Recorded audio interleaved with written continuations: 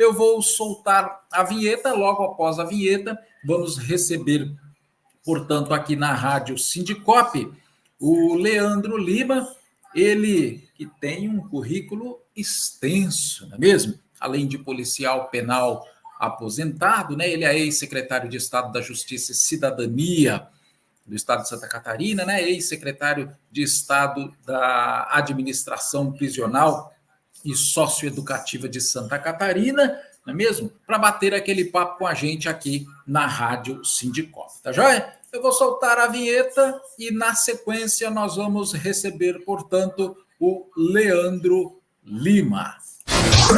Começa agora a Revista Nacional. Apresentação: Carlos Vítolo. No ar, entrevista. Aí, minha gente, deixa eu só tirar a tarja aqui para a gente visualizar melhor. Aí, portanto, Leandro Lima com a gente. Leandro, que prazer imenso receber você com a gente aqui na Rádio Sindicop para bater aquele papo bem legal, viu? Muito obrigado desde já pela sua participação. Só para saber, você ouve bem? Tá tudo certinho? Ouço bem e espero que você também me ouça bem. Eu estou ouvindo perfeitamente. Sim, também estamos te ouvindo perfeitamente, viu, ô Leandro? Então, rapaz, todo mundo ficou curioso aí, né? Com a sua participação no CONAP, bastante gente mandando mensagem para a gente. Traz o Leandro, né? Leva o Leandro lá para bater um papo. Falei, opa, vamos sim, eu tenho certeza absoluta que ele vai bater um papo com a gente, né? Para compartilhar, né?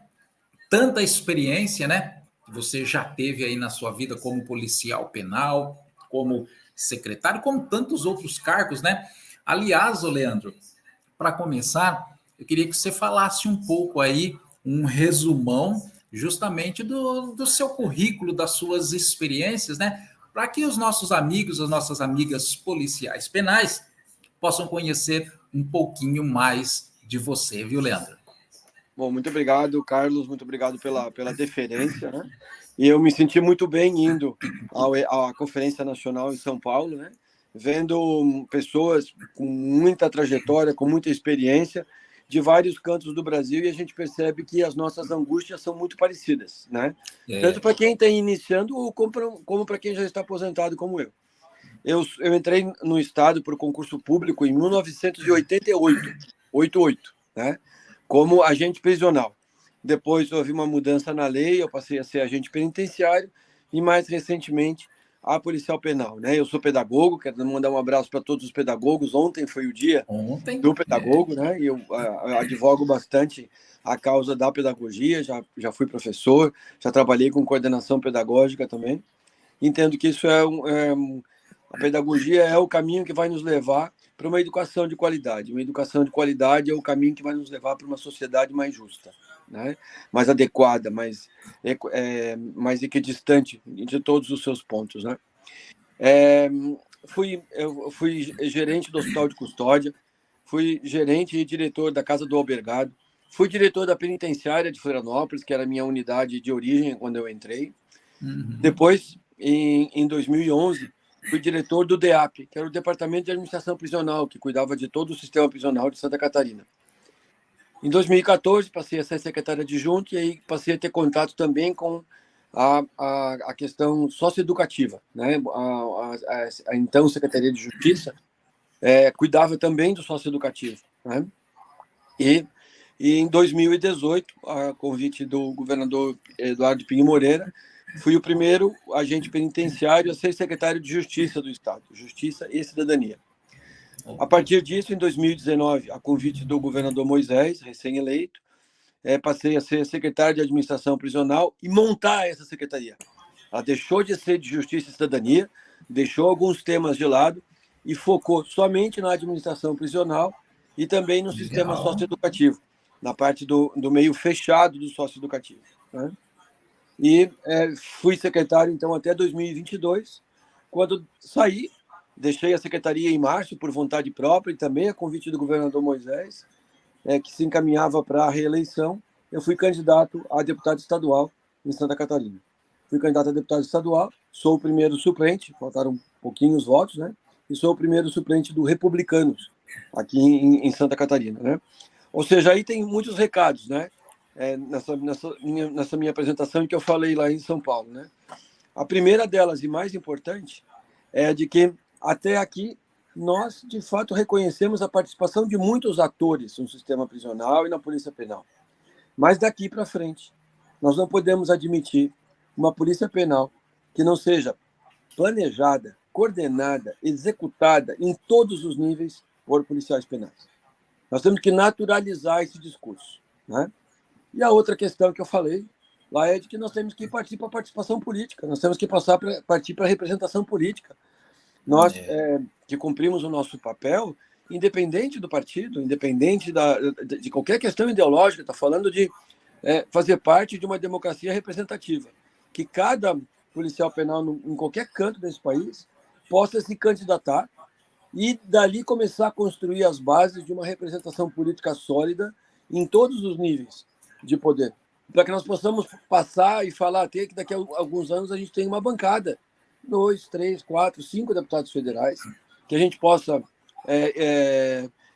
partir do princípio que o sistema prisional faz parte de uma visão de um sistema integrado de segurança pública e sem ele não haverá segurança pública e, consequentemente, não haverá paz social no país. Então, nós, de fato, precisamos ressignificar a participação da Polícia Penal e naturalizar o conceito de que cargos de gestão, de execução e planejamento devem ser ocupados em todos os níveis por policiais penais. Realmente esse é um problema muito sério, né, Leandro? Porque a gente percebe a insistência ainda de alguns governos, né, em se manter nesses cargos de comando, cargos políticos, né? Cargos muitas vezes de pessoas que não têm a compreensão que, por exemplo, você tem, né? Como policial penal e que ocupou esses cargos importantes, mas a gente percebe que os governos propositalmente parece que não querem, né? Dizendo na linguagem popular, né? Largar o osso ali para o comando de fato da Polícia Penal. Aqui no estado de São Paulo, nós temos enfrentado ainda as dificuldades para se regulamentar a Polícia Penal e se ter um padrão, né? E a minha pergunta para você é justamente essa. No início da sua fala, você mesmo, né, sentiu na pele as mudanças, né? Era um cargo, passou para outro, foi para outro, é policial penal agora, né? E isso a gente nota, ao menos se notava em diversos estados, cada lugar era um nome, né? Para os agentes, outros técnicos, né, que trabalhavam no sistema prisional. Queria que você falasse para a gente aí da importância que é em se padronizar, né, em se regulamentar a polícia penal em todo o Brasil e nos estados, para que, enfim, se tenha um padrão. Né? Quando você pega, por exemplo, uma polícia militar, uma polícia federal, uma polícia rodoviária, se há uma padronização, né? Então, é muito importante, né, Leandro, que se tenha esse conceito, né, até mesmo para a valorização da categoria, não só dentro da categoria, mas também diante da sociedade. Né? A sociedade precisa enxergar um pouquinho mais, né, a importância dos policiais penais. Né? Exatamente. A gente começaria, né, pela questão da implementação da emenda constitucional que criou a Polícia Penal, na Constituição Federal. A partir dali, esse é o primeiro ponto de uniformização que deveria ser seguido. Nós não podemos ter um sistema penitenciário federal não regulamentado, que não regulamentou a sua polícia penal. Né? Nós não podemos ter grandes estados da federação sem ter regulamentado. Então, aqueles que têm alguma dúvida, quero dizer que é preciso ter um mínimo de coragem, né? Um mínimo de coragem. Em Santa Catarina, a lei é de dezembro de 19, e em 21 nós já estávamos com a polícia plenamente implementada, inclusive com plano de cargos e salários. Né? Então, isso não quebrou o Estado, ao contrário, organizou de uma maneira prática e muito contundente a Polícia Penal.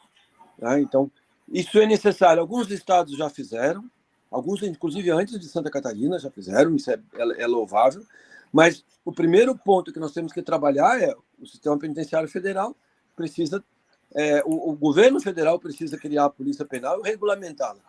Aí, como exemplo. E a partir disso, existem vários organismos que trabalham a questão da política criminal e penitenciária no Brasil. Eu fui participante do CONSEG, como secretário, que é o Conselho Nacional de Secretários de Justiça e Administração Prisional, e também fui presidente. E durante muitos anos nós trabalhamos as uniformizações, e nós estávamos avançando bastante, mas, felizmente ou infelizmente, houve troca de governo, que é próprio do regime democrático, e houve a troca de secretários, então muda o perfil do CONSEG. Né?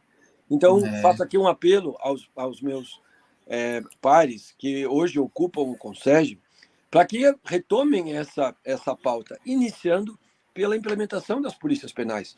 É difícil a gente tratar a uniformização de nomes, cores, procedimentos no Brasil inteiro, naquilo que se pode. Tem algumas outras questões que são relacionadas à dimensão de cada estado, aos problemas geográficos de cada estado, que você não vai conseguir padronizar. Mas é difícil a gente falar em padronização quando nós temos o governo federal e grandes estados da federação que ainda não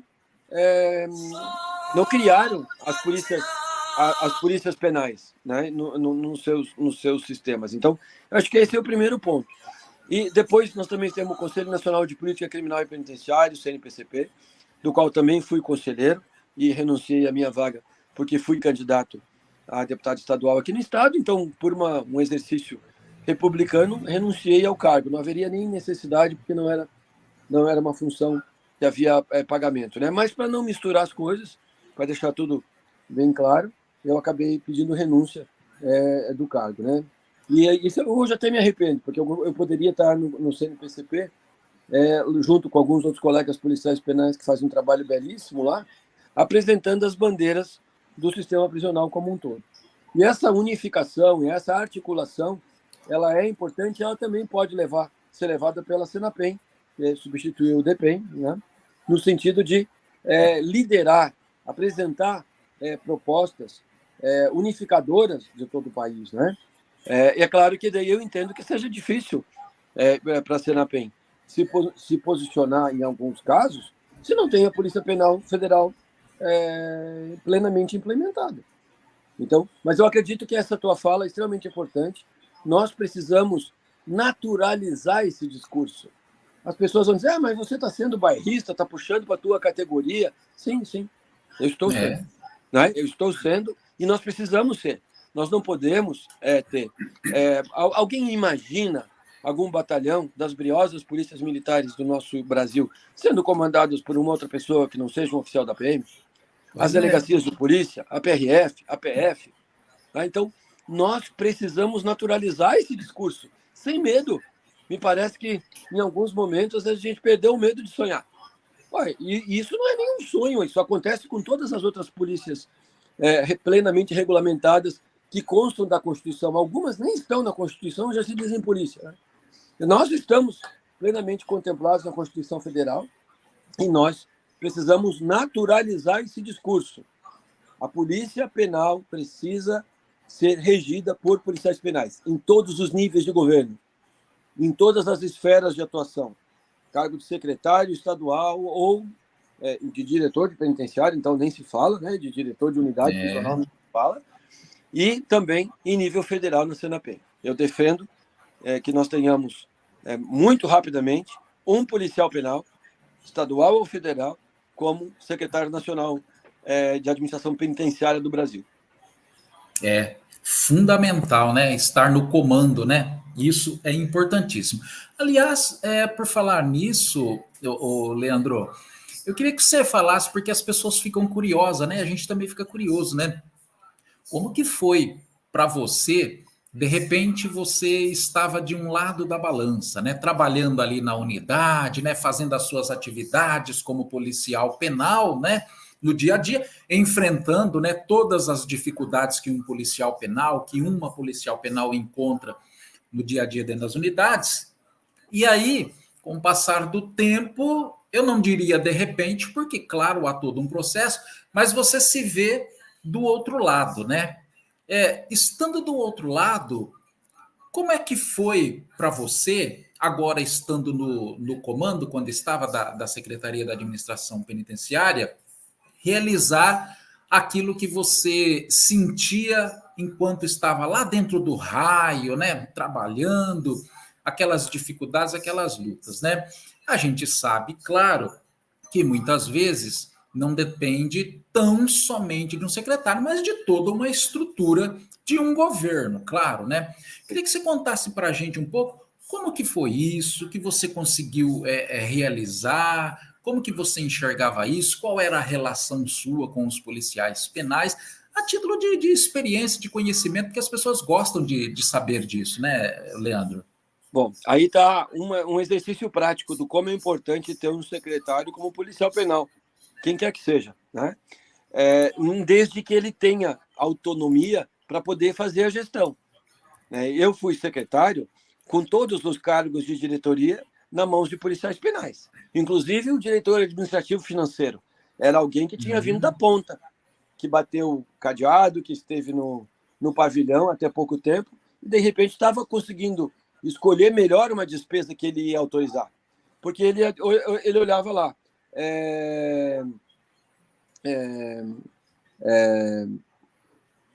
tal despesa, né? Esse aqui é importante ou não é importante? E ele trazia isso à luz da sua própria experiência, né? Então, inclusive, isso melhora o desempenho administrativo, financeiro e fiscal da secretaria, tendo pessoas que sabem o que elas estão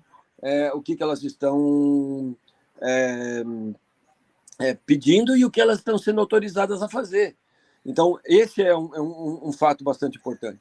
Dentro do governo, eu participei de 3 governos, né? Eu fui secretário adjunto do governador Raimundo Colombo, depois fui secretário de Estado do governador Eduardo Pinho Moreira e fui secretário há 4 anos do governador Moisés. Então, nós estabelecemos um discurso de Estado e não de governo, né? Não de governo. Então, nós trabalhamos as questões, a implementação da política de administração prisional a partir de uma ótica de longo prazo. Então, eu trabalhei na gestão há aproximadamente 12 anos, né? Então, muitos projetos puderam ser plenamente implementados e a gente pôde colher os resultados, né? E algumas outras ações, alguns outros programas, logo no início a gente aprovou e provou que não eram positivos e que tinham que ser substituídos. Então, fomos errando, fomos acertando, mas dentro de uma margem de erro aceitável, né? Passamos os últimos anos sem nenhuma ocorrência prisional grave, valorizando o policial penal. E vou te dizer, Marcos, jornalista Carlos, uma coisa importante. Quando eu recebi a secretaria, o convite para ser secretário de administração prisional e montar a secretaria de administração prisional, o governador me disse assim: na sua secretaria vou indicar apenas o senhor. A minha relação com a sua secretaria vai ser de resultados. E ponto. E assim foram 4 anos. Então, eu sei que isso é um privilégio, que poucos têm, mas nós tivemos aqui esse privilégio. E daí, tivemos concurso público, tivemos a implementação da Polícia Penal, tivemos a implementação de uma lei que criou um programa de cargos e salários, voltados ao funcionamento de uma unidade prisional, completamente, valorizando coordenação técnica, coordenação de trabalho, coordenação educacional, coordenação de saúde, chefia de segurança, é extremamente importante, e não eram reconhecidos até então. Então, criando cargos e salários em todas as unidades prisionais e socioeducativas do Estado. Nós sempre trabalhamos com os 2 sistemas, né, que aí em São Paulo é diferente, né? E no resto do Brasil também quase nenhum estado trabalhou juntos. Aqui a gente tocou juntos e sem maiores dificuldades. Um abraço aos meus amigos agentes de segurança socioeducativa, que fazem um trabalho belíssimo. E dessa forma, a gente pôde ter essa visão de gestão, sabendo que havia apoio do governo do Estado. Nós chegamos a criar aqui um grupo aéreo. Em 2022, havia um grupo aéreo com uma aeronave, né, dedicada a esse grupo aéreo. Locamos um pacote de serviços inicialmente e tivemos os 2 primeiros pilotos policiais penais do nosso estado formados para a gente ter esse grupo de resposta. Vocês imaginem, eu estou falando com policiais penais, né? É claro que nem todos entendem assim, né? Como aqui no meu estado não entenderam.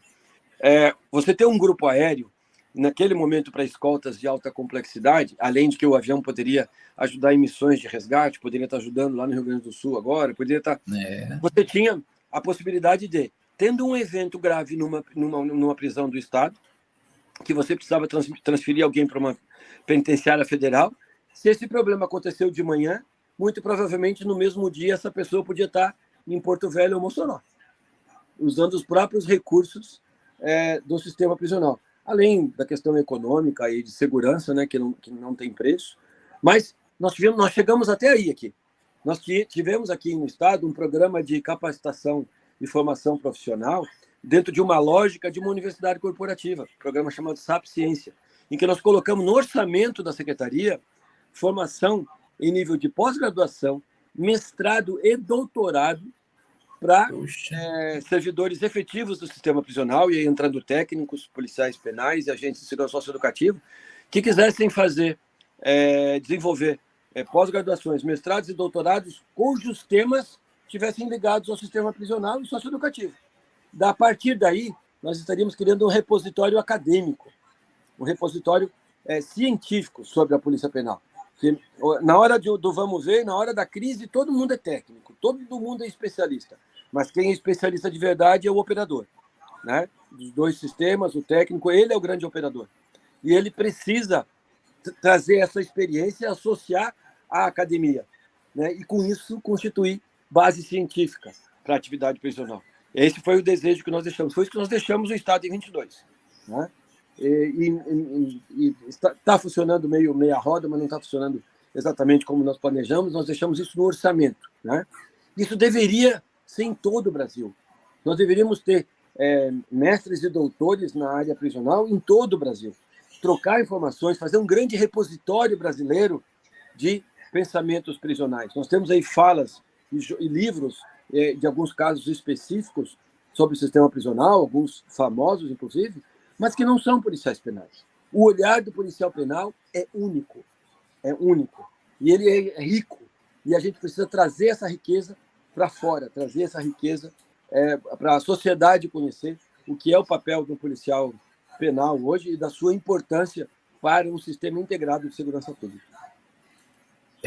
Realmente, né, extremamente necessário. Deixa eu mandar um abraço aqui para o Marcos Reitz. Deixa eu até colocar o comentário dele aí, ó, porque ele te faz um elogio. É o melhor secretário que a SAP, né, de Santa Catarina já teve, viu?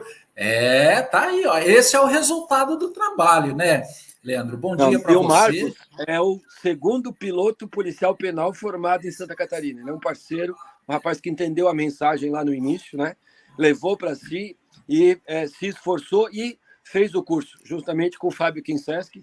São dois policiais penais, pilotos de Santa Catarina, né, que foram formados no programa de um grupo aéreo e que hoje não são utilizados jogar pérola aos porcos. Né?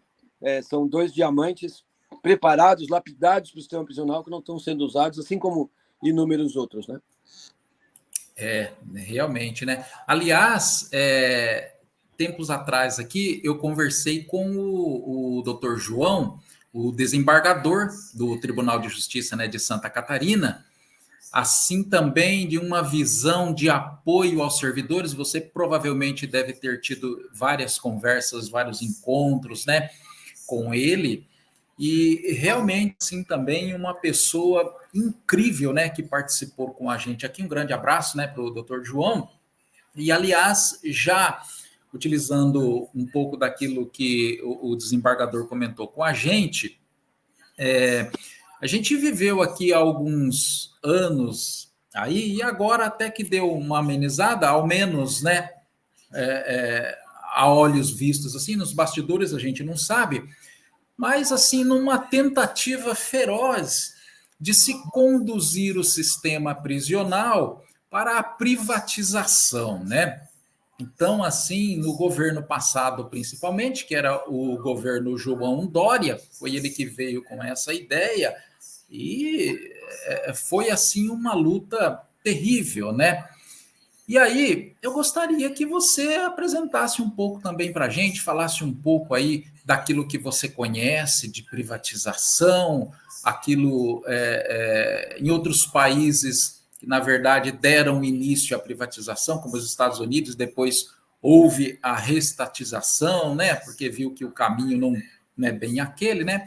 Mas conta para a gente aí, qual a tua visão sobre isso, né? Por favor, Leandro. Então, primeiro, eu falando em servidores, quero cumprimentar o Ferdinando Gregório, né, que é o nosso presidente. Quero te dizer que nós tivemos muitos embates aqui, né, quando o Ferdinando era o presidente da nossa associação e propôs a criação do sindicato aqui no estado. E a partir Já ele vai estar com a gente aqui, viu? E a partir do momento em que nós ajustamos os ponteiros, mesmo com diferenças, nós passamos a construir incrivelmente. Então, um convite ao diálogo, né? Um convite ao diálogo é o melhor de todos. Nós não precisamos mudar de opinião, né? Mas verdadeiramente só não muda de opinião quem não as tem. Quem tem opinião consegue mudar de opinião, né? Então, algumas questões fundamentais, tanto para ele quanto para mim, foram possíveis a partir disso. E foi o Ferdinando me convidou para participar da Conferência Nacional e estou à disposição para participar de todas as demais. Bom, a minha visão qual é? Eu fui conhecer a experiência de Ribeirão das Neves, né? Fui 3 vezes em Minas Gerais conhecer a experiência de PPP lá. Eu visitei outros países como secretário, né? Eu fui a convite dos Estados Unidos, juntamente com o secretário de Administração Prisional à época em São Paulo, o coronel Nivaldo Restivo, com quem tem uma relação muito boa e um carinho muito grande, e outros 4 secretários. Fomos em 6 secretários para os Estados Unidos, visitamos 4 estados e 18 programas. E a gente pode verificar que há um grande movimento de reestatização, não é exatamente essa a palavra, mas não me vem outra agora, das penitenciárias. E aquilo que era o principal elemento que era privatista nos Estados Unidos passou a ser vencido, porque quando ele se transformou num negócio, ele começou a atrapalhar a execução penal, né? E o modelo americano e o modelo europeu de ressocialização são distintos, né?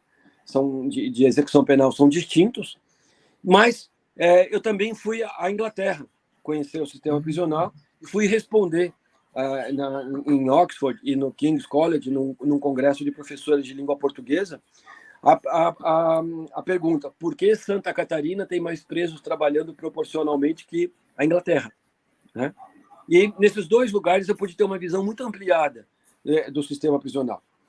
E a partir disso, eu fui visitar o BID em Washington, havia recursos para colocação, para financiamento de parcerias público-privadas no sistema prisional, havia uma grande pressão nesse sentido, né? Pressão no sentido de ofertar recursos, né? Sim. E nós trabalhamos aqui. Então, isso é uma coisa que eu quero deixar claro para vocês. A gente não pode ser obtuso. Você não pode pegar um tema e dizer não para ele sem conhecê-lo, né? E, a partir de uma provocação do nosso governador, nós fomos conhecer Ribeirão das Neves, né? E dali eu fiz 3 visitas, levei 3 equipes diferentes, criamos um grupo de trabalho e começamos a desenvolver um projeto de parceria público-privada em Santa Catarina. A desenvolver o projeto de conhecimento, para entender como funcionaria, até o ponto de funcionar. Porque o modelo que nós temos no Estado, associado à execução direta, pública, é um modelo de cogestão, que não é bom. Não é bom, e digo na prática. Nós evitamos a cogestão em Chapecó, logo no início da gestão.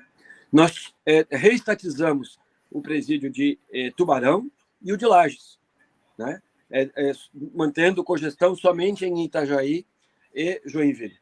Os resultados são diferentes. O sistema prisional não pode ter uma unidade em que você pode colocar um preso mais periculoso num e outro não, né? E é isso que estava acontecendo. E isso era uma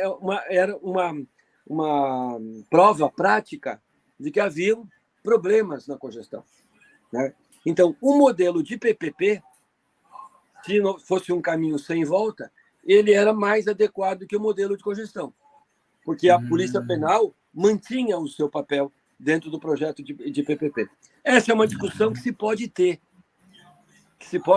A gente, em uma maneira geral, nós imaginávamos a iniciativa privada trabalhando na construção, na manutenção, na zeladoria, né, nos atendimentos médicos internos e toda a atividade de segurança interna e externa da Polícia Penal. Era aquele desenho. Isso não aconteceu aqui, que é infinitamente melhor que a cogestão. Hoje eu entendo que, com o que a gente construiu até aqui, que o melhor modelo é unidades prisionais 100% do Estado, controladas pelo Estado. Você pode ter alguma dificuldade de manutenção em alguns serviços internos sendo terceirizados ou parcerizados da forma como cada um na gestão fizer. Mas o serviço policial penal, de escolta, de intervenção, de muralha, de inteligência, de gestão, de ação correcional, não pode ser terceirizado de nenhuma forma. Eu entendo que a gente construiu conhecimento até aqui para defender isso, e eu vou defender isso em qualquer lugar em que eu tiver disponibilidade. Com base na prática, com base no conhecimento. Não fui obtuso, não fomos obtusos em simplesmente negar por negar. A gente construiu um processo e nós chegamos a essa construção agora há quase 10 anos de discussão sobre possibilidades de cogestão e parcerias públicos-privadas, né? A cogestão é terrível, não é boa. Não é boa porque a gente se aproxima muito dos defeitos, não estou falando mal das empresas, de nenhuma forma, estou falando mal do modelo. Sim. Se aproxima muito daquilo que hoje os Estados Unidos estão voltando atrás. Né? Estão voltando atrás e eu fui visitar inúmeros projetos extremamente competentes, que dão resultado nos Estados Unidos, que são tocados pelo governo federal ou governo estadual, ou até mesmo tipo das comarcas, me fugiu o nome agora, que são condados, os condados americanos. Condados. Né? Então, me parece que esse é o caminho, e não é um discurso ideológico, nem é longe disso. Estou falando de um discurso prático. Entendi. Vocês em Santa Catarina, eu até não sei se foi, gostaria que você me dissesse isso, se foi durante a sua gestão como secretário, tiveram uma alteração na forma de pagamento, né, para subsídio. Outro dia eu até conversei aqui com o Ferdinando, ele comentou com a gente, aqui no estado de São Paulo, tem um projeto, que é o projeto de regulamentação da Polícia Penal e de reestruturação da carreira, e um dos itens lá que muda tudo é justamente para essa questão de subsídios, né? Como que tem sido para os policiais penais de Santa Catarina essa forma de subsídio? Porque aqui a gente sabe que acaba gerando um certo receio, um certo medo, né? Ah, vai ser bom, não vai ser bom. Às vezes o que é bom em um lugar não é bom em outro, né? Mas se você pudesse assim trazer para a gente aí, apresentar um panorama sobre essa questão, até às vezes para tranquilizar ou para preocupar, né? Não sei aí, os nossos policiais penais. Por favor, Leandro. Bom, nós tivemos uma transição tranquila, evidentemente que à época nós ficamos, eu mesmo como policial penal, foi na nossa gestão, sim. A gente ficou, evidentemente, inseguro, sabendo como aconteceria. O processo de transição foi feito com tal responsabilidade que ninguém teve prejuízo de R$1, para começar. E hoje, falando mais uma vez, de uma forma prática, né, eu me aposentei, né, e com o meu salário cheio. Hoje, um policial penal em Santa Catarina se aposenta com R$16 mil. É um salário bom, na média nacional, e que é a minha folha, R$16 mil. Né? Tem algumas vantagens e algumas questões agregadas, porque eu sou anterior às leis, né? Eu sou de 88, mas qualquer policial penal que entrou nos últimos anos vai se aposentar, ele vai subindo. A graduação agora aqui de cabeça eu não sei, mas ele vai de um nível até o nível máximo, que é o 8, e vai em condições. Então, houve uma transição. Até hoje, o subsídio não nos causou prejuízo financeiro. Tá? E eu entendo que da forma como ele foi feito em Santa Catarina, ele foi benéfico para o sistema prisional e para o sistema socioeducativo. Eu ouvi alguns comentários aí em São Paulo nos inúmeros bate-papos que nós tivemos com policiais penais aí de todo o Brasil, e principalmente a galera de São Paulo, que aqui quero mandar um grande abraço. Eu vi o medo, né? Mas também vi que a proposta não estava assim muito clara. Eu acho que numa negociação tem que jogar tudo na mesa, a clareza faz parte disso, né? E foi nesses momentos de troca que eu acabei me aproximando bastante do Ferdinando e da equipe da associação no estado aqui, para a gente poder, e nós contamos com, claro, nesse momento, a Secretaria de Fazenda, a Secretaria de Casa Civil, de Governo, são as secretarias que conduzem isso, né? Porque vão encaminhar os projetos de lei para a Assembleia. Então, foi muito importante. Nós tivemos uma parceria muito boa, a Secretaria de Administração, né? Então, a gente teve uma parceria muito boa no sentido de que não houvesse nenhum prejuízo. Hoje, na prática, eu já estou aposentado desde outubro de 22, sem R$1 de prejuízo daquilo que eu me aposentei. Então, até aqui é positivo. Bacana, legal. É muito importante, gente, esse testemunho do Leandro, né? Para que a gente tenha aí, né, uma noção por onde as coisas podem ir, né? Tomara que aqui também no estado de São Paulo seja desta forma, né? Leandro, eu recebi aqui na rádio, ano passado, o Frederico. Ele é diretor do sindicato lá do sistema prisional de Portugal, né? E aí nós estabelecemos, assim, diversas relações em relação a números, né? Ele ficou abismado, né, com os números aqui do estado de São Paulo, 182 unidades prisionais, né? E aí a gente entrou num assunto que é a questão da superlotação e das diferenças, né, da quantidade, do déficit, né, inclusive de policiais penais na unidade, né, para de fato ali o controle das unidades, a divisão das tarefas, né? Você acredita que com a regulamentação da polícia penal, aqui especificamente, por exemplo, no estado de São Paulo, e aí pelas experiências que você tem no seu estado e em outros estados, esse problema também possa ser superado? Os governos poderão investir mais aí em contratação para se evitar esse tipo de problema? Porque muitas vezes a gente já ouviu tantas e tantas vezes aqui. Às vezes você tem 2 policiais penais, 3, para cuidar ali de todo um raio, né? Toda essa dificuldade. O Gilson Barreto, presidente do Sindicop, uma vez ele me disse que o déficit do sistema prisional, acho que já aumentou, mas ele falou que era de 10 mil aqui no estado de São Paulo. Quer dizer, um problema também seríssimo no sistema prisional, creio que em todo o Brasil, né, Leandro? Sim, sim. Olha, isso tudo depende da compreensão política, né? E da forma, o gestor do sistema prisional, o secretário do sistema prisional, com qualquer nome que tenha no Brasil, ele precisa manter, o governador precisa saber, precisa estar bem informado, precisa saber quais são os erros, quais são... assim, muito claramente, tem que haver uma comunicação clara para que o governador saiba o que de fato está acontecendo. Nós fizemos o maior concurso público até hoje, né, durante a pandemia. Poxa. Né? Durante a pandemia. Né? Uma quantidade, centenas e centenas, não me vem à cabeça de imediato, mas o edital previa uns 600, nós ultrapassamos 600, depois chamamos mais 300, depois chamamos mais 200, e assim foi. E no sentido de resolver um problema de falta de pessoal, de déficit de pessoal, em plena pandemia, com todas as dificuldades de reunir essa quantidade de pessoas, né? E o governador autorizou o concurso, mas ele estava perfeitamente ciente do que estava acontecendo. Nós tínhamos também ciência do Poder Judiciário, presidente do Tribunal de Justiça à época, ciente, todos envolvidos nesse cenário, para que ficasse claro que se tratava de uma demanda que era lá na ponta de segurança pública e que tinha a ver com todo cidadão. E a capacidade do secretário de transmitir isso é fundamental. Muitas vezes o governador não tem noção, é mal informado sobre o sistema prisional e não tem noção do que de fato está acontecendo, né?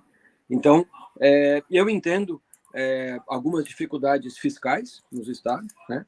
Mas nós fizemos um exercício fiscal na SAP nesses 4 anos, reavaliando e analisando e cortando despesas e fazendo novos contratos e fazendo revisão de contratos que superaram as nossas despesas que inicialmente provocariam com a entrada desses concursos públicos. Então, nós temos que todos nós entrar para a função, não sabendo que é só sentar na cadeirinha e ficar curtindo e mantendo o próprio cargo, né? A gente tem que fazer gestão, tem que cortar despesas, a gente tem que rever contratos, a gente tem que otimizar ações e também fazer o seu papel. Você já fez o máximo que pode como gestor. Agora você tem que levar a situação. Olha, eu já fiz aqui, cortei ali, eu estou proporcionando um excesso de arrecadação aqui ou ali e agora eu preciso da ajuda porque não tenho como tocar. Tem 3 unidades sendo construídas, tenho essa que foi ampliada, essa outra que foi ampliada e entra em qualquer organização, fecha portas. Até um hospital público se lotar, ou privado, se lotar, ele fecha as portas. Presídio e penitenciária não fecham as portas nunca. Nunca. Então, esse limite ele tem que estar sempre visível e essa conta tem que ser levada para o governo do Estado.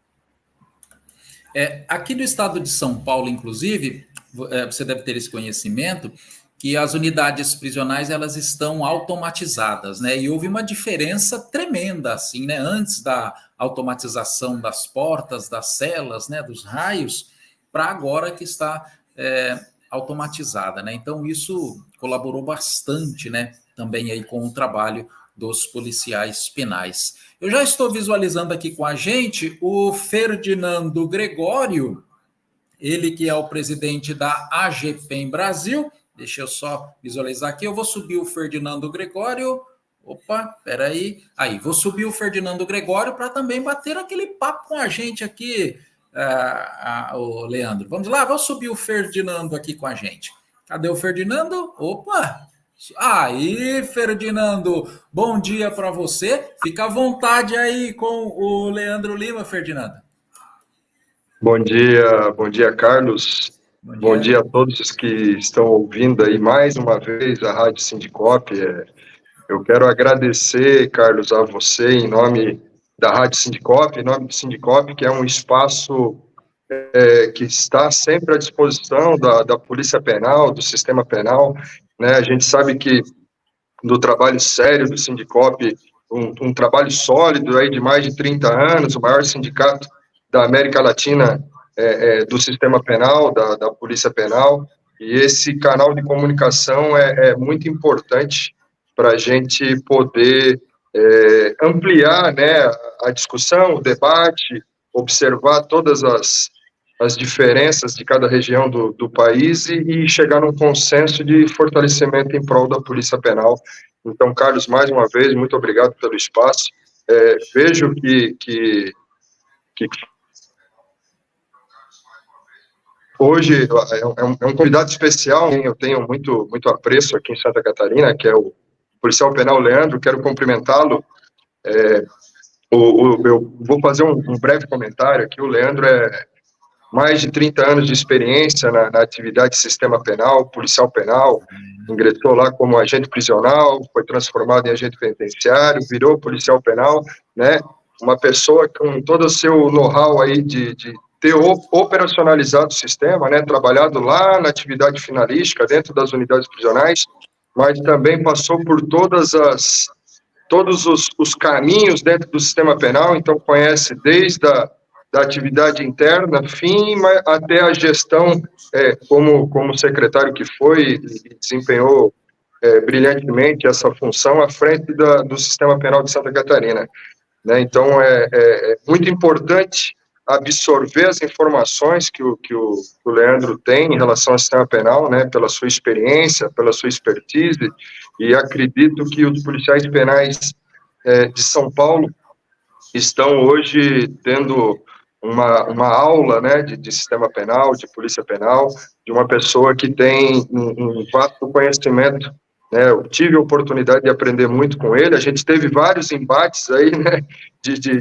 discordância, e eu acredito que isso fez com que a gente pudesse crescer junto, né, não só como pessoas, mas crescer juntos como policiais penais, como sistema penal, e Santa Catarina evoluiu muito em razão disso, né, em razão das diferenças e das convergências, né? Então fez com que o sistema penal catarinense saísse lá da rabeira do sistema penal do Brasil e chegasse ao topo aí como referência nacional.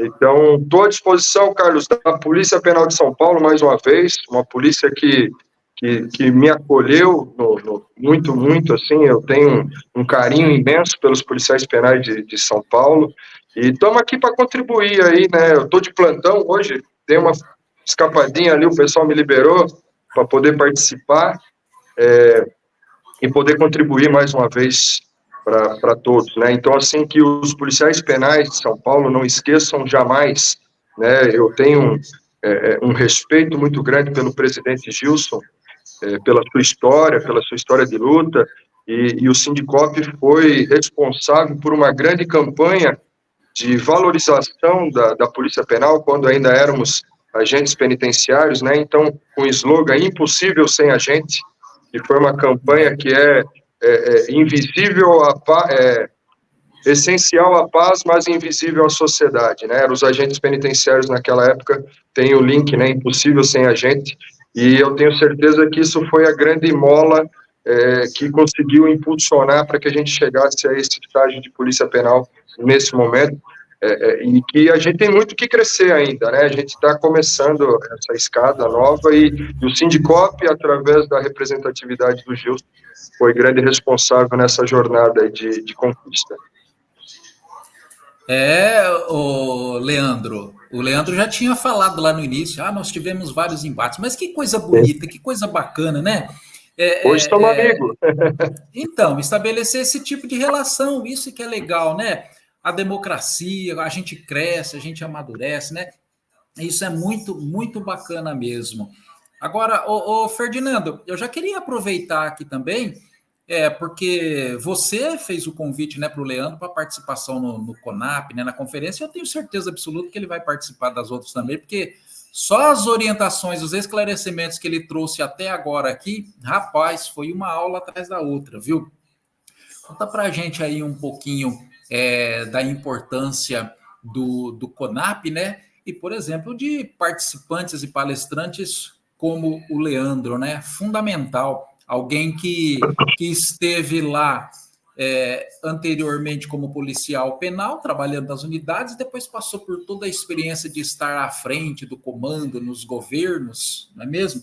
E aí eu queria que você falasse um pouquinho para a gente sobre como foi a conferência aqui no estado de São Paulo, o impacto que isso provocou, né? E que vai continuar provocando, né? Já que nós estamos aí às vistas, né, cobrando o governo de São Paulo para a regulamentação. Sim, então, essa proposta da gente fazer essa Conferência Nacional de Polícia Penal é justamente pegar vários setores, várias pessoas com vários entendimentos e construir o quebra-cabeça final da Polícia Penal, né? Então, passando por todas as regiões, nós iniciamos na primeira etapa em Santa Catarina, a segunda etapa nós fizemos no Sudeste, aí em São Paulo, na Assembleia. E por que fazer nas Assembleias Legislativas? Para que a gente possa trazer o poder político para o nosso lado, né? Então, sem um envolvimento dentro da política, não é possível a gente conseguir alcançar o nosso objetivo. Só a força da luta da categoria, ela é importante, sim, ela é talvez o mais importante, mas ela precisa andar lado a lado com a política. Aí em São Paulo está tendo essa dificuldade, né, e foi citado isso lá na conferência, que o governador, ele prometeu em 100 dias encaminhar o projeto que regulamenta a Polícia Penal de São Paulo.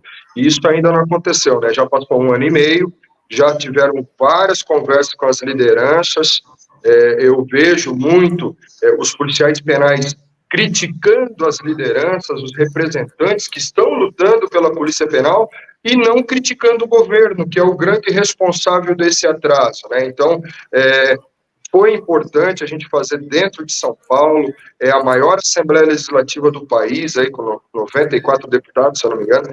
Então, é um parlamento que tem um papel muito importante, muito forte politicamente, e que, inclusive, no dia nós fizemos uma solicitação ao deputado Gianazzi, que é um grande parceiro da Polícia Penal, não só de São Paulo, mas da GPEM Brasil. Ele nos apoia, né? Ele tem esse link direto lá com a deputada Luciane em Brasília, que nos dá um apoio, e já para fazer um requerimento solicitando celeridade na entrega desse projeto, um projeto de certa forma até misterioso, né, porque não está claro, as lideranças, a categoria ainda não teve acesso, não sabe como é que está o texto, se vai vir de uma forma prejudicial ou não. E esse movimento que nós fizemos dentro da Assembleia Legislativa, ele é importante porque ele traz os deputados para uma eventual necessidade de correção, emendar o projeto assim que ele chegar naquela Casa de Leis e atender às necessidades da Polícia Penal Paulista, né? Então, eu quero aproveitar, fazer um gancho aqui, Carlos, da importância do policial penal na política, né? Nós temos uma certa dificuldade de inserir, de eleger policiais penais na política, né? Então, é uma categoria tão forte, tão unida na luta, mas, ao mesmo tempo, tão desunida na política, né? O Leandro, ele foi candidato a deputado estadual em Santa Catarina, ficou bem próximo de ser eleito, né? E eu acredito, inclusive, Leandro, se eu estiver errado, você me corrige, eu acredito que tu devas ser pré-candidato a vereador em Florianópolis. Não sei se está dentro do seu projeto. Se está dentro do seu projeto, já quero lhe adiantar que a AGPEM Brasil, que eu, pessoa física, Ferdinando, estarei lhe apoiando na candidatura a vereador do município de Florianópolis, que é a capital catarinense, né? Eu acredito que os policiais penais vão comprar essa ideia mais incisivamente, né, como foi também na sua campanha para deputado estadual.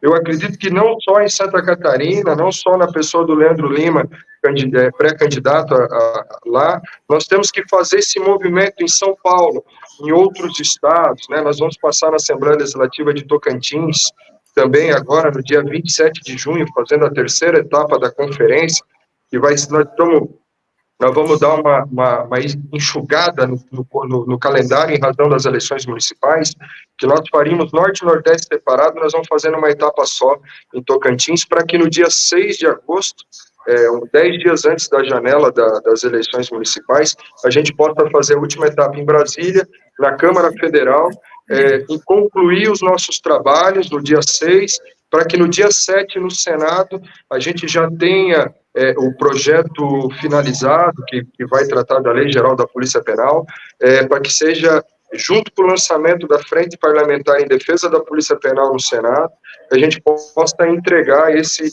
projeto de lei que vai atender, vai criar ali o norteador, né, numa lei federal, norteador para os estados, para que os estados possam regulamentar as polícias penais estaduais num molde, numa diretriz padrão, né, que a gente consiga fazer com que a Polícia Penal seja de Estado e não de governo. Então, esse movimento que a AGPEM vem fazendo com os nossos parceiros, né, São Paulo, o Sindicop, é muito importante. E a polícia, eu acredito que os policiais penais estão criando essa consciência e cada vez mais a gente vai evoluir nesse sentido. Tá joia, obrigado, Ferdinando. Gente, o Leandro Lima, ele tem um compromisso, né, agora, eu vou continuar com o Ferdinando aqui, eu quero agradecer demais, viu, Leandro, a sua participação, foi extremamente rica, pode ficar no zap aí que eu vou te chamar outras vezes, viu, para estar aqui com a gente, tá bom? Muito obrigado pela sua participação, quero te dar um minuto aí para você concluir e te desejar muito, mas muito sucesso mesmo na sua caminhada, tá bom? Conte sempre com a gente aqui também. Obrigado, viu, Leandro? Nada, quero agradecer ao Ferdinando inicialmente aí pelas palavras, né? De fato, é recíproco. O Ferdinando hoje, nós somos amigos e nós iniciamos no embate. Então, é uma amizade que não tem como acabar, porque se ela começou lá no embate, então tem mais o que atrapalhe, né? Então, muito obrigado. E, sobretudo, porque nós construímos juntos. A palavra é dialogar. Dialogar, a experiência dialógica pressupõe ouvir e falar. E nós temos que fazer isso em todos os estados. Eu tenho certeza que aí no estado de São Paulo, o governador Tarcísio vai ouvir. Vocês têm que ter a capacidade de falar, de fazer chegar no que precisa. Por que eu estou dizendo isso? O governador Tarcísio é do mesmo partido do governador Moisés, aqui em Santa Catarina. Então, se a gente fez aqui, não é o partido, não é uma questão ideológica, é uma questão de estratégia. Alguém precisa levar isso com clareza. Muitas vezes os governadores acabam tomando algumas decisões porque eles não estão bem informados. Então, dialogar, sentar, se preparar para ouvir e se preparar para falar. Quem se dispõe a dialogar e fala, tem que ouvir. E assim vai se estabelecer um processo de construção. Reitero e termino a minha fala dizendo que nós reconhecemos até aqui todas as instituições profissionais que participaram do sistema prisional no Brasil inteiro, inclusive no sistema penitenciário federal. Mas daqui para frente, nós não podemos imaginar um sistema prisional em que a participação do policial penal não seja naturalizada, como se discute em todas as outras forças policiais. Ninguém admite, nas forças policiais, como nós somos, estamos lá na Constituição, né, e tem muita força policial que tem uma participação grande, que nem é polícia na Constituição Federal. Nós somos. Então, nós temos que naturalizar o discurso de que quem executa, de quem planeja, de quem coordena, deve ser o policial penal. Né? Homem e mulher que trabalham na execução dessa importante missão. Não haverá segurança pública no país sem uma perspectiva de sistema integrado de segurança pública. E sem segurança pública não haverá paz social. Então, o policial penal, a execução da nossa missão, está diretamente ligada ao conceito de paz social para todos. Para todos. Então, nós precisamos levar isso à frente, nós temos um papel mais importante, nós redefinimos o papel do sistema prisional em Santa Catarina juntos, no embate, na construção, no diálogo, mas elevamos esse padrão, e é isso que eu desejo para todo o país, que a Polícia Penal Federal seja logo regulamentada e plenamente implementada, tá? E assim como todos os estados da federação. E a partir disso, a gente poder falar em uniformização de procedimentos, de uniforme, de cores, de padrões, de símbolos, enfim, tudo isso que é necessário para estabelecer a atuação nacional da Polícia Penal. Mas antes disso, a gente tem que sair do básico, que é implementar as polícias penais plenamente. Um abraço, Carlos. Muito obrigado pela tua participação, tuas perguntas. Logo nota-se do teu envolvimento, da tua perspicácia em tocar o tema. E me coloco já aqui à disposição para quando vocês quiserem. Nesse horário é muito bom para mim. A gente combina que daí eu marquei um compromisso logo para seguir. Eu achei que era menos tempo, mas a gente vai continuar conversando. Meu amigo Ferdinando, parabéns pela luta, parabéns pelo evento em São Paulo, tá? Ressignificador, e naquilo que eu puder colaborar. Opa!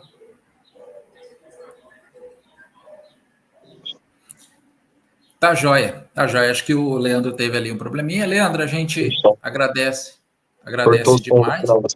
Aí, voltou, pode terminar. Cortou o som.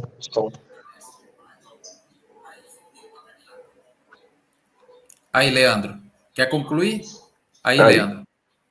Acho que agora deu. Leandro, teve um probleminha ali. Leandro, muito obrigado, então, pela sua participação, viu?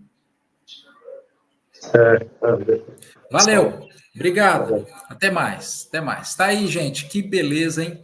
Que beleza de participação. Olha, obrigado pela dica aí, Ferdinando. Realmente, cara, fantástico. Mais um que a gente conhece. Como tem gente boa, né? Como tem pessoa com boa formação, com bom conhecimento aí para esse Brasil afora, né?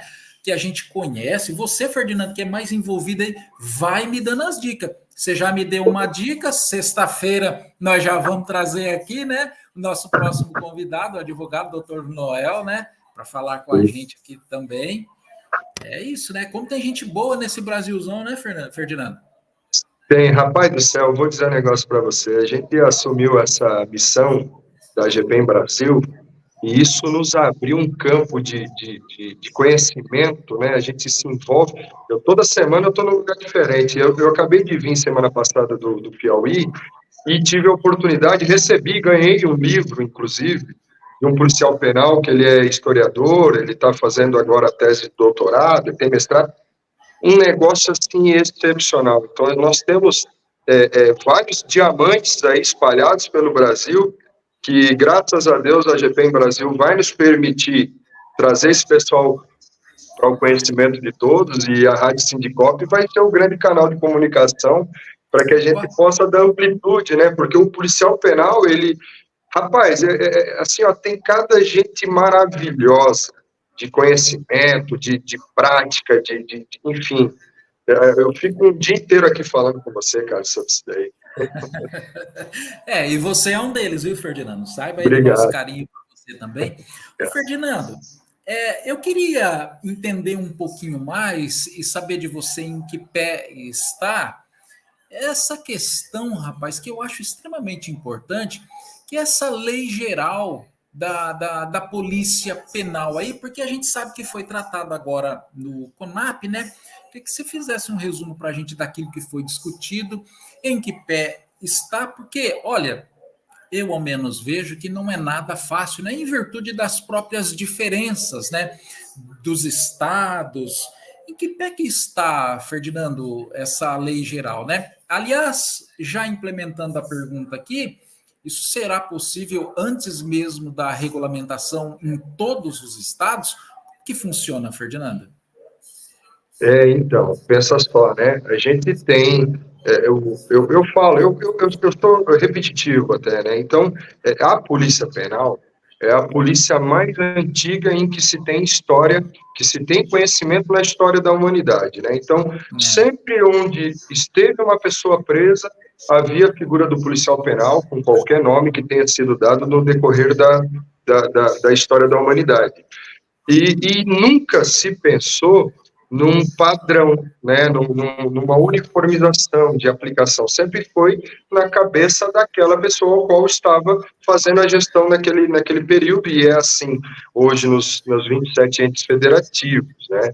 Então, nós temos uma certa dificuldade para equalizar os textos de lei numa lei geral nacional, porque tu tens as especificidades de cada estado. Tu tens um estado que está mais avançado, tu tens um estado que tem uma diferença por uma questão local, cultural. Então, a gente precisa equalizar.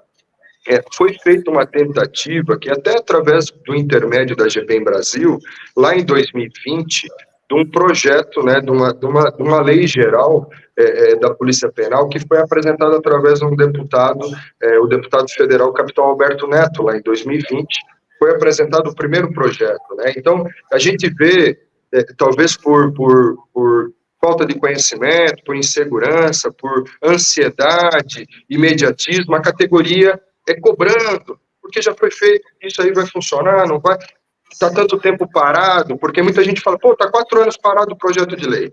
O projeto não está 4 anos parado, ele foi retirado de pauta, ele foi devolvido à origem, por um erro lá, tinha um vício num texto que precisaria ser corrigido. Esse deputado já foi grande parceiro da Polícia Penal, em determinado momento ele partiu para o lado negro da força, né, posso dizer assim, e ele não se interessou mais em dar continuidade nesse texto de lei. Então, a gente precisa, trazendo aqui ao conhecimento dos policiais penais, não só de São Paulo, mas do país inteiro, foi recentemente, sim, aprovado a Lei Orgânica Nacional da Polícia Militar, a Lei Orgânica da Polícia Civil e tal. Aí o pessoal, pô, mas e a nossa nada? Então, assim, eu quero que a gente fale de razão aqui, né? Essas leis da militar e da civil, elas estavam tramitando lá há 10, 15 anos, muito tempo. E agora eles conseguiram concluir. Por que o da Polícia Penal não estava no mesmo caminho?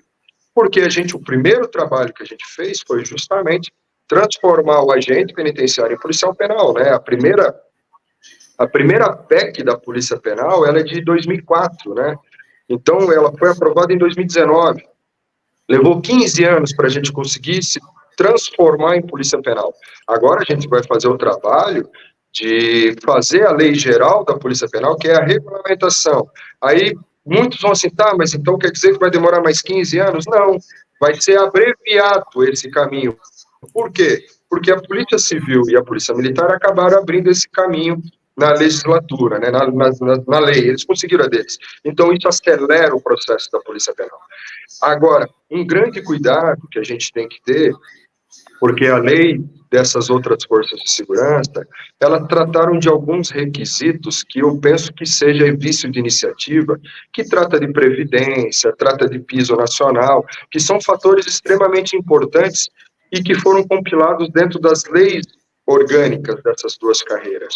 E foi vetado pelo presidente, justamente porque não é o tipo de lei adequado para tratar essa matéria, né? A Previdência tem uma legislação própria, então, enfim, é por uma questão de legalidade. Agora, eu tenho certeza, ao mesmo tempo, que por mais que tenha sido feito um caminho equívoco, né, esse veto vai ser derrubado pelo Congresso Nacional, tenha dúvida disso. Então, isso nos abre mais uma possibilidade. Por que a gente ainda não apresentou a Lei Geral da Polícia Penal? Porque a gente está aguardando essa definição. Porque se for derrubado o veto e passar a ser tratado de previdência, de piso nacional, nessas leis orgânicas da civil e da militar, a gente também tem que inserir na nossa. Agora, se o veto não for derrubado, a gente pode inserir na nossa, mas vai ser um desgaste, talvez desnecessário, porque ele vai ser vetado também. Então, a gente tem que ter estratégia. Então, eu não posso, na minha ansiedade, porque na minha ansiedade a gente já teria apresentado no primeiro dia da minha gestão na GPEM Brasil, mas a gente tem que cadenciar, ter estratégia, todo mundo está louco, morrendo de vontade de ter a regulamentação, de ser realmente reconhecido como policial penal, inclusive eu, né, que tenho 20 anos de polícia penal, é o que eu mais quero, né, até porque isso é algo que vai virar a chave do sistema penal, né, é muito importante, mas a gente tem que tratar com cuidado, né, isso daí, a gente tem que tratar com discernimento, pés no chão, não podemos vender ilusões, né, que a gente acaba vendo outros representantes, em determinado momento, talvez por inexperiência ou por falta de conhecimento, acaba vendendo ilusões, e aí você cria uma expectativa que depois você não consegue sanar, né, atender essa expectativa, e a categoria fica descontente em relação a isso. Então, é isso, em tese é isso. Como é que está o texto? Aí você, acho que estava dentro da pergunta. Como é que está o texto? O texto está bem encaminhado, porque esse primeiro projeto que foi apresentado em 2020, ele pode ser aproveitado aí cerca de 40% dele, né? A gente consegue aproveitar como texto base. Então, a gente está aguardando essas definições para ajustar o que falta. Nós encaminhamos aí, tá rodando nos grupos de WhatsApp e tal, um formulário para que os policiais penais de todo o Brasil possam apresentar sugestões, que a gente tem que ouvir a categoria, né? A gente não pode estar aqui à frente e fazer do jeito que eu peço. A gente tem que ouvir todos, independente de quem seja, independente se a gente concorda ou não, né? Então, tem esse é o caminho que a GPEM Brasil faz, é um caminho de pés no chão, né? Algumas pessoas, eu acabei recebendo aí uns prints, umas críticas aí de outros representantes de Polícia Penal, dizendo que a GPEM Brasil não representa a Polícia Penal. A GPEM Brasil representa a Polícia Penal em todo o Brasil, já foi reconhecido isso pelo STF, inclusive, e outras aí, federações que dizem que nós não temos essa representação, não tem. O STF diz que as federações não têm essa representatividade legal, e a GPEM Brasil tem, pelo formato de uma associação nacional, né, de representação nacional. Então, deixar claro que a Polícia Penal, a GPEM Brasil, está alheia a qualquer tipo de vaidade pessoal, porque esse ou aquele sindicato ou aquela associação. A Polícia Penal vem à frente de qualquer pessoa, vem à frente de Ferdinando, vem à frente de Gilson, vem à frente de qualquer liderança. A Polícia Penal vai ficar. Nós vamos passar, nós vamos cumprir a nossa meta de trabalho, vamos nos aposentar, talvez a gente vai escrever uma vírgula na história, mas nós vamos embora, e a Polícia Penal vai ficar. Então, o partido da GPEM Brasil é a Polícia Penal do Brasil. Independente de quem esteja à frente representando, a Polícia Penal é mais importante. Então, tese seria demais. Se eu falei demais, aí você vai me cortando, hein, Carlos? Se der, eu vou falando. Não, quanto mais informação para nós, melhor. Aliás, semana passada eu recebi aqui o seu amigo, companheiro, né? O Falcão, presidente da GPEM Brasil lá na Paraíba, né? Também outra pessoa fantástica que teve com a gente aqui, viu? Gente boa. Ferdinando, vai mandando esse povo para a gente, Ferdinando. Você que tem os contatos aí, vai passando no zap para a gente, que a gente vai trazendo tudo aqui na rádio, viu? O que eu mais gosto é isso, é trazer mesmo informação. Quanto mais melhor. Ô, Ferdinando, queria Certo. abordar com você um assunto agora, nesse momento tão difícil, né, rapaz? Que passa lá o Rio Grande do Sul, que dificuldade, né? E eu gostaria que, se você pudesse trazer informações para a gente, eu até tentei manter contato com o Cristiano, né? Acho que é o Cristiano, o presidente Sim. lá. E, é claro, a gente entende, né? Não conseguiu responder, a gente imagina, né, aquilo que está passando, mas eu tenho certeza que quanto mais breve possível ele conseguir, a gente vai conseguir trazer ele aqui para bater um papo, né? Mas eu queria saber aí que tipo de informação que você tem, como que está a situação dos policiais penais por lá, né? As dificuldades, as lutas. No normal já tem luta, já é difícil, né? Uma situação como essa, o que você tem para falar para a gente, Ferdinando? Então, é uma situação bem delicada, né, que está acontecendo agora aqui no Rio Grande do Sul, que é o estado aqui do lado do meu estado. Em Santa Catarina, inclusive, essa semana teve um grande volume de chuvas. Já tem algumas cidades em Santa Catarina que estão alagadas também, mas, obviamente, não chega nem próximo do que acontece no Rio Grande do Sul. Assim, a população, de modo geral, ela está sendo acolhida, está sendo recepcionada pelas pessoas, né, pela empatia. Tem muita gente indo para lá ajudando. Existem muitos gaúchos no estado de Santa Catarina, então a gente acaba tendo mais informações justamente pelas familiares que moram aqui, que ainda tem parentes que moram lá. E já sim, eu posso adiantar que o pior já passou. Está muito longe ainda de todos poderem ser devidamente acolhidos pelo poder público e pelas pessoas, mas o pior já passou, graças a Deus. Em relação ao sistema penal, existem, né, algumas. Eu recebi, inclusive, hoje, um vídeo de uma unidade prisional lá, de uma penitenciária, que a água está pela metade da parede. Então, os policiais penais estão trocando plantão de barco, né, porque não consegue chegar andando, e estão trabalhando com água na cintura 24 horas, porque o sistema não para, né? Então, todas as outras profissões, quando dá uma calamidade nessa proporção, elas podem parar, né, e retomar as atividades posteriormente. Agora, o sistema penal não. O judiciário não vai pegar. Falo aqui pelo meu estado, nós temos 25 mil presos. E se acontecesse uma calamidade dessa, o judiciário não vai botar 25 mil presos na rua, né? E se mesmo se colocar, e vai para onde esse pessoal, né? E aí a gente fala em sociedade, como eu estava falando, agora eu falo em presos, e a gente muitas vezes, e volta a repetir uma frase de uma campanha encabeçada pelo Sindicop: impossível sem a gente. Então, essenciais à paz e invisíveis à sociedade. Então, os policiais penais continuam trabalhando. Muitos deles tiveram suas casas alagadas, perderam tudo e continuam trabalhando, fazendo seus plantões. Para quê? Para manter o preso e para manter a sociedade segura diante dessa calamidade que visualmente falando, é devastadora, é como se fosse um pós-guerra. Né? Então, assim, nós, policiais penais, somos segurança pública, mas nós somos muito diferentes das demais forças de segurança pública, né?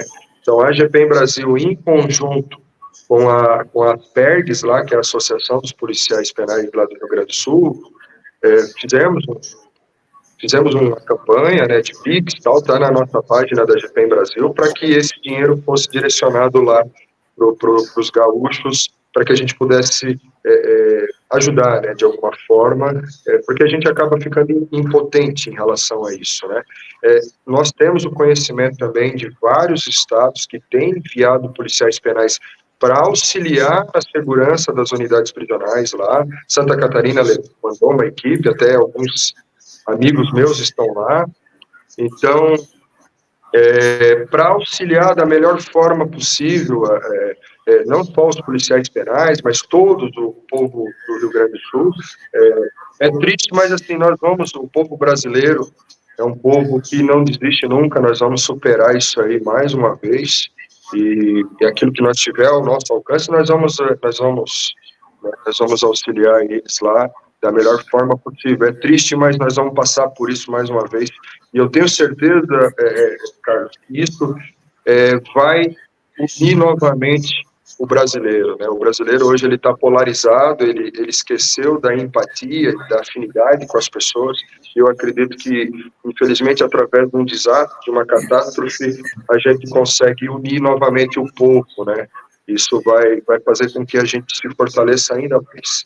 E a Polícia Penal se fortaleça ainda mais, porque tu trabalhar numa cadeia com mais de 300 presos, com água pela cintura, porque não é porque você está fazendo porque tu gosta, tu está fazendo porque é preciso e porque tu estás pensando na sociedade e ela seria prejudicada se caso acontecesse alguma coisa no sistema penal. Então, os policiais penais de todo o Brasil, eles precisam ser vistos diferente das outras forças de segurança. Nós somos diferentes, né?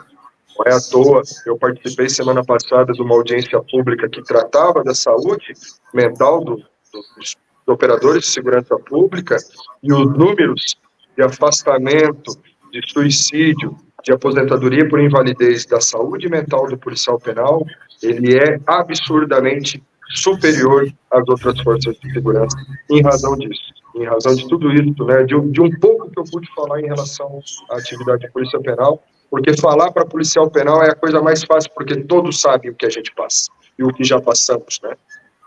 Seria, acho que mais é isso mesmo. Assim, né? Inclusive, também assim foi na pandemia, né? Quer dizer, os policiais penais também, seja lá de que forma for, tiveram que sair das suas casas e se dirigir até as unidades prisionais para exercer ali a sua função, né? Manter a sociedade segura. E quantos, né? Eu tenho certeza que você tem companheiros, né, que partiram, né, que morreram, que não suportaram aí esse período de pandemia tão difícil, quer dizer, e ficaram as famílias, né? Quantas e quantas pessoas, né, passaram por isso, né? Realmente é uma tremenda de uma verdade, né? Policial penal ali, faça sol, faça chuva, né? Não importa o que seja, está sempre ali cumprindo o seu dever. Ô, Ferdinando, para a gente finalizar aí, que eu sei que você está de plantão, como é que está aí os próximos passos aí das próximas conferências? Já tem uma agenda para passar? Já tem algum outro estado definido? Que eu acho extremamente importante, rapaz, a realização dessas conferências aí. Foi uma belíssima de uma ideia, viu? Obrigado. Foi uma ideia conjunta aí da diretoria da GPEM e a gente teve a oportunidade de aplicar, né? E nós já estamos com a ideia de fazer conferências anuais, manter ela como uma rotina constante, porque essa troca de informações e compartilhamento de ideias nos impulsiona para frente. Então, para a gente ajustar, já está definido na Assembleia Legislativa de Tocantins, né, através lá do deputado Júnior Gel, se não me engano é o nome dele, ele vai ser lá no auditório no dia 27 de junho, das 14 às 20 horas, já está disponível para o pessoal que quisesse se organizar com hotel, passagem aérea, deslocamento, já está certo, já está definida essa terceira etapa, que é a próxima, né, então,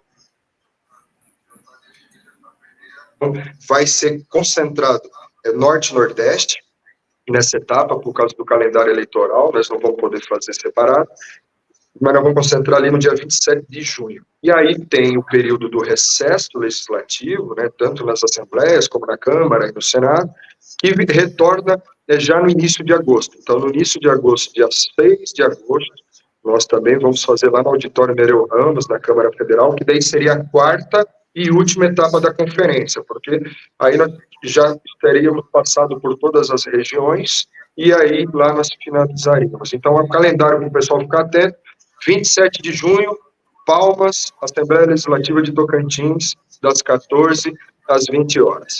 E depois no dia 6 de agosto, mas nós vamos deixar para falar do dia 6 mais para frente. Então, próxima etapa, hoje é dia 21, aí cerca de 30 dias, 35 dias, o pessoal se preparar, e teremos lá grandes palestrantes, tem um ex-superintendente da Polícia Penal lá do estado de Tocantins, um diretor lá que é referência de uma unidade prisional, 2 deputados, vem o deputado lá do Amapá, que é policial penal, que vai palestrar, nós estamos levando um assessor parlamentar que é policial penal, para ele trazer essa experiência da importância de ter alguém dentro do sistema, e também já está previamente confirmado o doutor Rodney da Silva, que ele é promotor, né, do estado de Goiás, e que está atualmente como diretor do Senasp, lá do Ministério da Justiça. Então, ele vai trazer, porque a gente teve, a Polícia Penal teve muito problema em relação aos cursos do Senasp, né, foram muito mais cursos ofertados à PM e à Polícia Civil, e a Polícia Penal foram 2, muito pouco. Então, ele está indo lá, porque para mudar essa engrenagem de entendimento que Polícia Penal não é segurança pública na cabeça de muitas pessoas, e a gente começar realmente a inserir. Então, esse diretor aí, que tive a oportunidade de conhecer ele numa audiência pública na Câmara Federal, e a gente fez essa aproximação, e ele já falou: Ferdinando, já está bloqueada a data aqui, eu estarei lá para falar com vocês. Então, obviamente, o nosso grande interesse é que os policiais penais estejam sempre juntos compartilhando, mas a gente precisa também trazer essas pessoas de fora, como nós tivemos o desembargador, inclusive acho que participou aí, né, do programa, né, Carlos, que são pessoas que tratam de sistema penal. Então esse diretor do Senasp, ele foi diretor-geral do GAECO, ele foi diretor de inteligência no estado de Goiás, então, e a gente sabe que a grande maioria das informações relacionadas ao crime organizado, relacionadas à inteligência, está no sistema penal. Então, tudo sai de dentro do sistema penal, e o policial penal, ele é extremamente importante para fazer esse link da captação de informações dentro do sistema penal para encaminhar para os órgãos de fiscalização e de investigação da segurança pública, né? Alguns estados, o GAECO, por exemplo, já tem o policial penal trabalhando junto, justamente por esse link que ele tem com as informações muito rápidas dentro do sistema penal. Então, essa etapa vai também falar de terceirização, mas é uma etapa que é um gancho a mais, porque esse papel da inteligência, da atuação do policial penal nesses setores, é importante que ele também esteja inserido na Lei Geral de Polícia Penal. Então, a gente tem que falar de tudo que trata de polícia penal, né, de repressão, de intervenção, de inteligência, recaptura, escolta, tem vários outros aqui, se eu esqueci algum, mas é uma lista grande, e a inteligência é importante, então a gente vai dar mais esse passo aí, dia 27 de junho, lá em Tocantins, em Palmas, na Assembleia Legislativa. No mais, Carlos, quero aproveitar já para me despedir. Agradeço você, agradeço o Gilson, agradeço toda a equipe do Sindicop, que sempre está de portas abertas, não só para a GPEM Brasil, mas para a Polícia Penal de todo o Brasil. A gente sabe da luta difícil, diária, que o Sindicop tem no estado de São Paulo. É um quadro de servidores, aos olhos de todos, 40 mil policiais penais, é muita gente, mas é muito pouco pelo tamanho do sistema penal paulista, né? Então, os policiais penais paulistas, tudo eles viram primeiro, tudo aconteceu primeiro em São Paulo.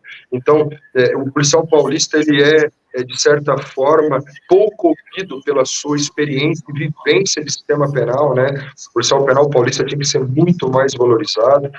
A gente sabe da luta do Sindicop, da luta do presidente Gilson em relação a isso, é constante, ela nunca acaba, e ele nunca se furta de pensar sempre no melhor da Polícia Penal de São Paulo, e é por isso que eu o admiro, e é por isso que a GPEM Brasil estará sempre à disposição do Sindicop, sempre à disposição de todos os policiais penais de São Paulo, e assim que pudermos, a gente vai estar fazendo uma visita aí em Bauru, na sede, né, para poder dar um alô para todos vocês aí presencialmente. Agradeço, estou sempre à sua disposição, fico aqui lisonjeado mais uma vez. Carlos, um grande abraço para você e para todos.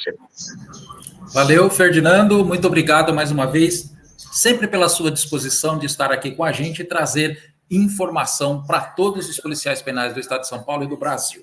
Valeu, grande abraço, Ferdinando. Vai lá, abraço, tchau, tchau.